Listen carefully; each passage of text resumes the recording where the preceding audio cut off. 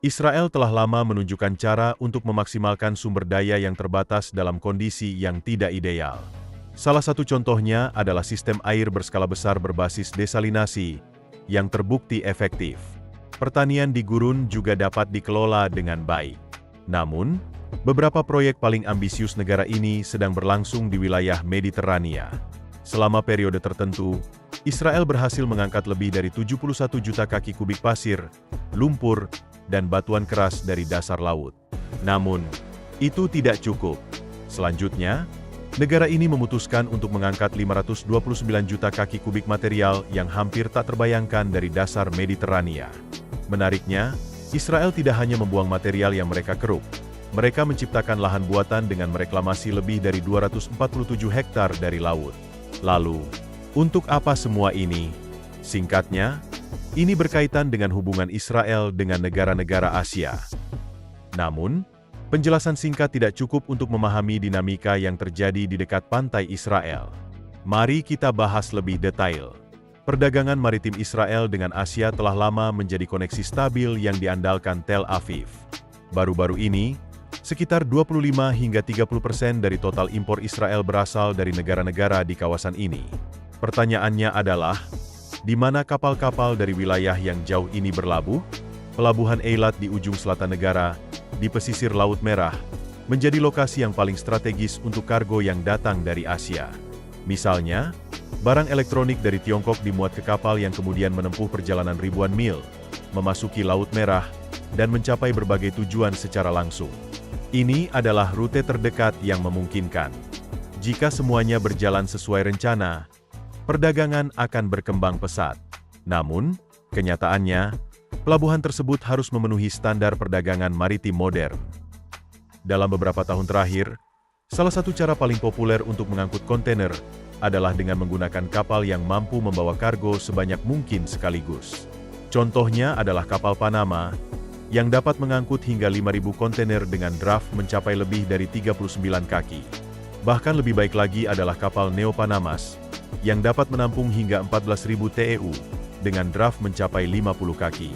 Ada juga jenis kapal yang lebih efisien, yaitu kapal kontainer ultra besar yang dapat membawa lebih dari 14.500 TEU dengan draft melebihi 50 kaki.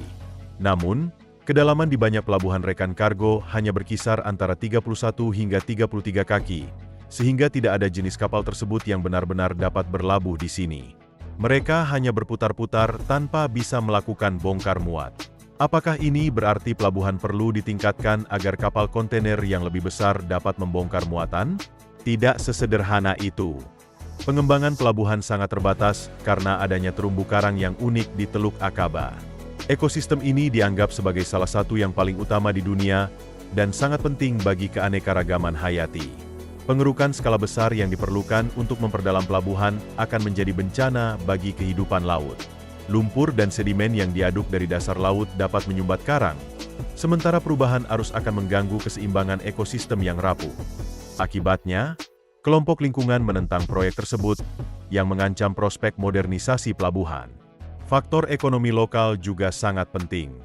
Jalur pesisir Eilat sebagian besar diarahkan untuk pariwisata, dan perluasan operasi konstruksi ke lautan pasti akan berbenturan dengan kepentingan hotel, pusat selam, dan usaha kecil.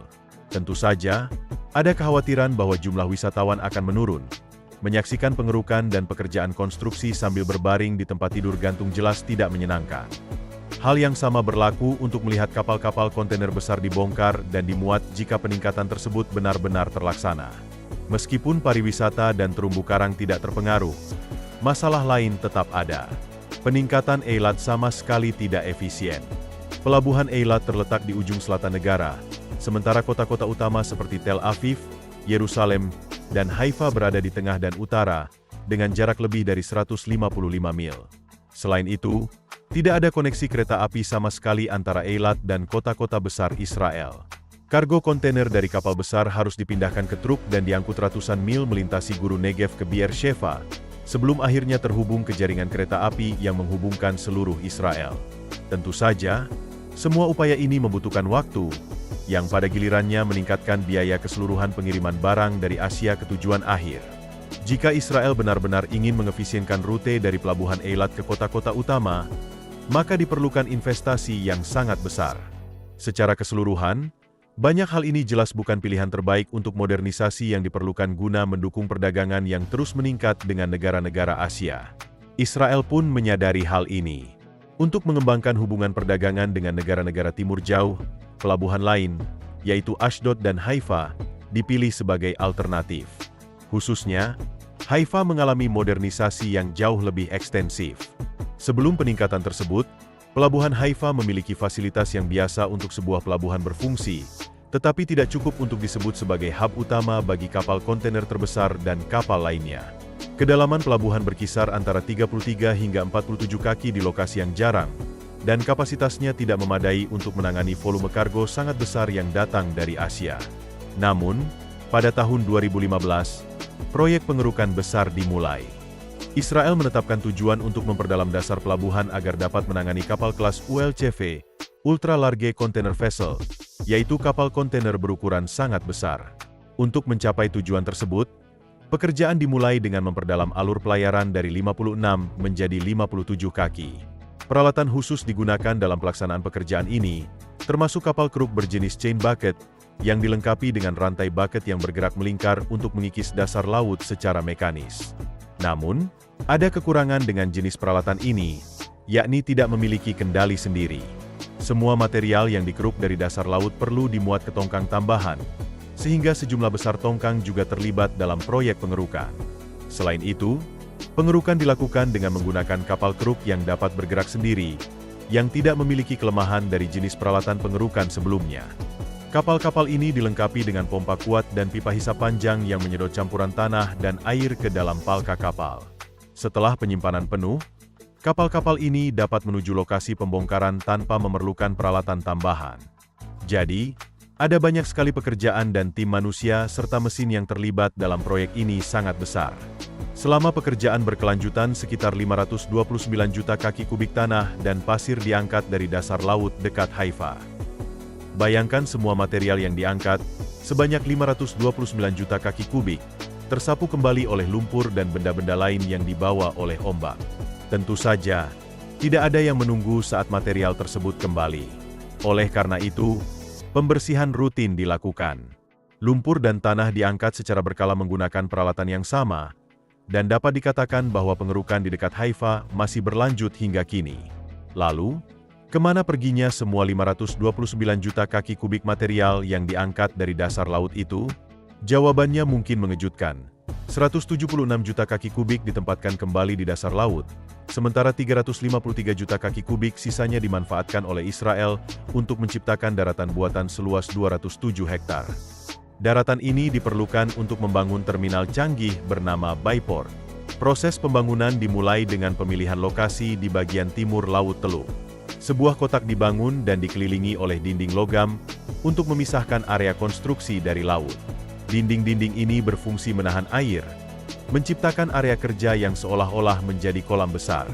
Setelah itu, partisi sementara dipasang di sekeliling perimeter untuk memungkinkan pengisian bertahap dan memantau proses pengendapan tanah. Tanggul dibangun dengan cara berlapis. Pertama, lapisan pasir dimasukkan ke dalam kantong berpagar, kemudian dipadatkan menggunakan mesin. Proses ini diulang dengan menambahkan lapisan pasir berikutnya, hingga mencapai ketinggian desain yang diinginkan. Saluran drainase dan pipa-pipa dipasang di dalam tanggul untuk mempercepat aliran air dan memastikan tanah mengendap dengan baik. Penting untuk mencegah penurunan tanah di kemudian hari. Setelah tanggul mencapai ketinggian dan kepadatan yang tepat, pekerjaan pondasi dilanjutkan. Lubang-lubang digali, dan plat beton besar serta kisi-kisi dicetak untuk menahan beban berat dan derek. Di atas tanah yang telah selesai, alas untuk rel derek dipasang, dan persiapan dilakukan untuk instalasi rel dan tempat penyimpanan. Kemudian, pembangunan terminal Bayport dimulai. Dinding dermaga yang diperlukan untuk merapatnya kapal dibangun, bersama dengan fasilitas pendukung lainnya. Selain itu, derek-derek raksasa untuk bongkar muat kargo dipasang di sepanjang dermaga. Derek-derek ini adalah beberapa yang terbesar di dunia, dirancang untuk melayani kapal kelas ULCV serta mampu mengangkat dan memindahkan kontainer dengan cepat dan akurat. Desain dan kapasitas angkat terminal memungkinkan penanganan hingga beberapa lusin kontainer per jam dari setiap kapal. Di area terminal di luar dermaga, Dibangun lapangan peti kemas yang luas, dilengkapi dengan derek penumpuk otomatis yang dikendalikan dari jarak jauh. Derek-derek ini mengikuti program yang ditetapkan, memindahkan, memilah, dan menyimpan kontainer, sehingga sangat meningkatkan efisiensi dan mengurangi waktu penanganan kargo. Bagian penting dari proyek ini adalah pembangunan sistem gerbang masuk otomatis untuk truk, yang menggunakan teknologi elektronik dan pengenalan plat nomor untuk memastikan akses cepat ke pelabuhan. Sistem ini meminimalkan antrean dan kemacetan, memungkinkan arus kargo yang lebih lancar. Selain peralatan khusus, semua infrastruktur pendukung penting juga dibangun. Ini termasuk jaringan jalan canggih baru di dalam pelabuhan yang terhubung langsung ke jalan raya nasional, memastikan pergerakan kargo tanpa gangguan. Fokus ekstra ditempatkan pada infrastruktur kereta api. Jalur baru dipasang di wilayah terminal yang terhubung ke sistem nasional, memungkinkan sebagian kargo dialihkan ke kereta api dan memperlancar lalu lintas di jalan raya. Kantor administrasi modern, struktur teknis, dan gardu induk listrik untuk pelabuhan juga dibangun. Namun, meski semua ini terdengar menjanjikan, pelabuhan hampir selalu menghadapi satu masalah, erosi oleh laut. Seperti pepatah mengatakan, air akan mengikis batu, dan Bayport tidak terkecuali. Untuk mengatasi tantangan ini, Israel memutuskan untuk meluncurkan proyek pemecah gelombang berskala besar sebagai bagian dari pengembangan terminal. Meskipun pemecah gelombang ini juga akan terkikis seiring waktu, terminal dengan daratan buatannya akan tetap utuh. Pemecah gelombang utama yang sudah ada diperpanjang sepanjang 2.890 kaki. Di samping itu, pemecah gelombang tambahan yang lebih panjang, mencapai 1,3 mil, juga dibangun. Pemecah gelombang ini tidak hanya berfungsi sebagai pelindung, tetapi juga dirancang dengan bagian tanah yang terbuat dari batu besar dan bagian beton bertulang yang dibuat sebelumnya di darat. Elemen-elemen ini diluncurkan ke air, ditarik ke tempatnya, diisi, dan diturunkan ke dasar laut. Total elemen pelindung yang digunakan untuk pemecah gelombang, termasuk kubus beton, mencapai sekitar 43.300 unit dengan berbagai ukuran dan berat, serta 5,3 juta ton batu. Angka-angka yang mengesankan ini menunjukkan mengapa pembangunan pemecah gelombang Bayport dapat disebut sebagai proyek yang benar-benar besar. Pada akhirnya, semuanya berjalan lancar. Ombak menghantam, tetapi secara bertahap mengikis struktur pelindung, bukan terminal atau pulau buatan. Pemecah gelombang ini juga berfungsi melindungi area pelabuhan dari sedimen yang terbawa oleh laut, yang dapat mengurangi kedalaman pelabuhan. Namun, pembangunan Bayport bukanlah satu-satunya proyek besar di Haifa. Sebelumnya, pada tahun 2010, terminal lain yang bernama Carmel telah selesai dibangun. Proyek untuk terminal ini dimulai dengan pengerukan, tetapi kali ini material yang diangkat jauh lebih sedikit, yaitu 88 juta kaki kubik. Meskipun demikian, jumlah tersebut cukup untuk mengeruk area hingga kedalaman yang dibutuhkan, yaitu 51 kaki. Anda mungkin berpikir bahwa Israel membangun terminal ini di atas tanah yang sudah ada. Namun, dengan ruang yang terbatas, mereka menciptakan area buatan seluas 2,4 juta kaki persegi tepat di laut. Desain tanggul mencakup beberapa lapisan pemadatan tanah dan perlindungan garis pantai terhadap erosi. Pemecah gelombang batu, geosile, dan sistem drainase digunakan untuk memastikan stabilitas dan ketahanan lahan buatan ini. Di atas lahan yang telah dipersiapkan, mereka membangun galangan kapal dengan total panjang 3.116 kaki, terdiri dari 2.296 kaki untuk galangan utama dan 820 kaki untuk galangan tambahan. Selanjutnya, di area reklamasi dari laut, gedung-gedung, infrastruktur, dan peralatan yang diperlukan disiapkan. 6 derek berat modern dan 12 taker listrik RMG tiba untuk mempercepat operasi. Hal ini memungkinkan pengurangan waktu pemrosesan kapal secara signifikan dan peningkatan efisiensi logistik. Kini, pertanyaan yang paling penting adalah, apa manfaat dari semua modernisasi ini bagi Israel? Pertama-tama, lebih banyak kargo dari Asia kini dapat dikirim ke Israel. Setelah terminal Carmel dibuka, negara ini mampu menangani kapal-kapal pos Panama dengan kapasitas hingga 15.500 TEU. Namun, dengan peluncuran Bayport, Israel memperoleh kemampuan untuk menampung kapal kontainer ultra besar dengan kapasitas total 18.000 TEU atau lebih. Secara umum, kapasitas throughput pelabuhan di Haifa, termasuk semua peningkatan dan terminal baru, mencapai sekitar 1,53 juta TEU pada tahun 2023. Tentu saja, Angka ini jauh berbeda dari raksasa global seperti pelabuhan Shanghai, yang mampu mengangkut 47 juta TEU per tahun. Namun, pelabuhan ini tetap menjadi pelabuhan pertama di Israel yang mampu menangani volume kargo sebesar itu, menandai langkah penting dalam pengembangan infrastruktur perdagangan negara ini. Perlu dicatat bahwa kemampuan untuk menangani beberapa kapal kontainer terbesar di dunia telah membantu Israel, negara-negara Asia, dan semua negara lain yang menggunakan pelabuhan Haifa menghemat biaya. Alasannya sederhana. Alih-alih mengirim 2 atau 3 kapal kecil dengan daya angkut yang lebih rendah, kini mereka dapat mengirim 1 kapal besar yang secara signifikan mengurangi biaya pengiriman. Peningkatan ini juga telah mengubah Haifa menjadi pusat transit utama di Mediterania Timur. Kargo dari Asia dapat dibongkar di Haifa dan kemudian dipindahkan ke kapal yang lebih kecil untuk dikirim ke pelabuhan regional lainnya, seperti di Yunani, Siprus, atau Mesir. Contohnya, pada tahun 2012, MSC Golden Gate tiba di Haifa. Selama persinggahan tersebut, sekitar 1.600 operasi bongkar muat kontainer dilakukan dengan kecepatan rata-rata sekitar 191 kontainer per jam, angka yang cukup tinggi untuk pelabuhan Haifa pada saat itu. Yang terpenting, di antara barang-barang yang dibongkar, terdapat pengiriman yang ditujukan untuk transit ke Mesir, khususnya ke pelabuhan Alexandria. Dengan kata lain, pelabuhan Haifa telah menjadi pintu gerbang Mediterania Timur bagi kargo dari Asia dan Oseania. Keberhasilan ini bukan hanya sebuah gelar kehormatan, tetapi juga memberikan keuntungan besar bagi Israel, karena pelanggan akhir membayar untuk pembongkaran barang mereka di negara tersebut. Otomatisasi dan teknologi canggih di terminal baru, termasuk derek modern dan sistem kontrol, telah memangkas waktu penanganan kargo secara signifikan. Ini berarti bahwa pihak pengirim dan penerima sama-sama diuntungkan.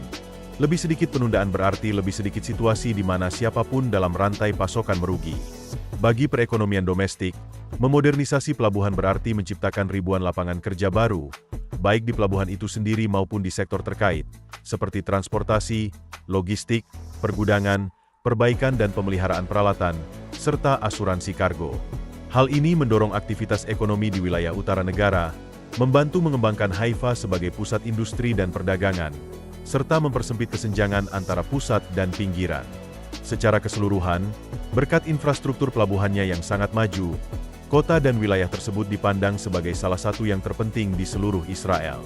Namun, pada awal tahun 2010-an, banyak pembicaraan muncul tentang sebuah proyek yang mungkin akan menghambat upaya modernisasi pelabuhan Haifa untuk bergerak maju secara aktif. Ingat bagaimana kita membahas tentang ketidaklayakan pembangunan pelabuhan Eilat? Lebih dari 10 tahun yang lalu, orang-orang Israel mulai mempertanyakan, jika peningkatan pelabuhan akan menimbulkan begitu banyak masalah, mengapa tidak memindahkan Eilat ke lokasi lain? Dari pertanyaan inilah lahir proyek Gerbang Selatan. Penduduk setempat yang cerdik mengusulkan untuk tidak memindahkan pelabuhan ke daerah pesisir terdekat. Sebaliknya, ide tersebut adalah untuk membawa Eilat ke pedalaman, sekitar 2,8 mil dari kota itu sendiri. Pelabuhan baru ini akan dibangun di zona yang telah dipersiapkan, dengan koneksi ke Teluk Akaba melalui sebuah kanal yang membentang sepanjang 2,4 mil dan lebar sekitar 328 kaki di sepanjang perbatasan Yordania. Kanal ini akan berfungsi sebagai pintu masuk ke pelabuhan baru, membebaskan garis pantai untuk pengembangan pariwisata dan menghilangkan batasan yang disebabkan oleh persaingan lahan antara pelabuhan dan kota. Selain itu, terumbu karang di sekitar tidak akan terganggu oleh konstruksi skala besar. Konstruksi sebesar itu membutuhkan biaya yang sangat besar, dengan perkiraan lebih dari 3 miliar dolar. Proyek ini juga kekurangan dukungan politik yang diperlukan untuk merealisasikannya. Akibatnya, Eilat tidak pernah menjadi pusat utama perdagangan maritim Israel dengan Asia, berbeda dengan Haifa yang berhasil mengukuhkan posisinya. Terima kasih telah menonton dan sampai jumpa.